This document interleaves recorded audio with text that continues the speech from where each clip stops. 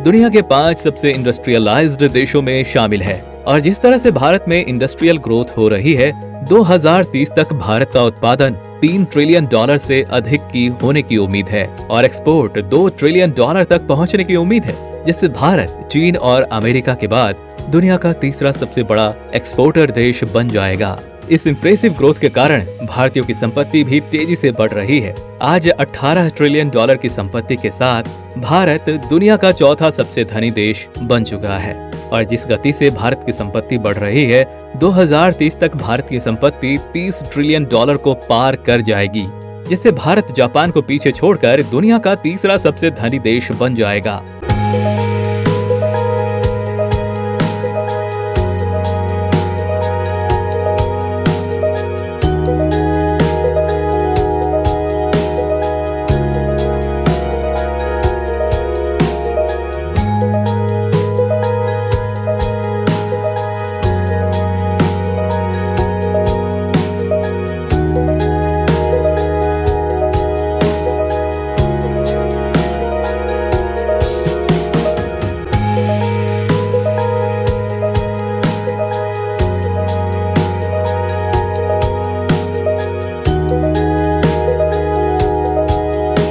दुनिया की बड़ी कंपनियां भी भारत के स्टॉक मार्केट में निवेश कर रही हैं। इसी कारण से आज भारत का स्टॉक मार्केट दुनिया का सबसे तेजी से बढ़ता हुआ प्रमुख स्टॉक मार्केट है।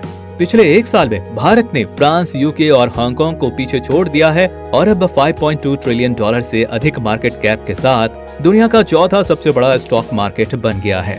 IMF के अनुसार 2030 तक भारत के स्टॉक मार्केट का साइज $11 ट्रिलियन से अधिक का हो जाएगा, जिससे भारत जापान को पीछे छोड़कर अमेरिका और चीन के बाद दुनिया का तीसरा सबसे बड़ा स्टॉक मार्केट बन जाएगा। दुनिया भर की 500 सबसे बड़ी कंपनियां भी भारत में काम करना चाहती हैं, जिसके चलते ज्यादातर कंपनियां अपने ऑफिस भारत में सेटअप कर रही हैं। भारत अपनी सिटीज को बेहतर और स्मार्ट बनाने के लिए एक यूनिक प्रोग्राम भी चला रहा है, जिससे आने वाले समय में देश में करीब 100 स्मार्ट सिटीज होंगी।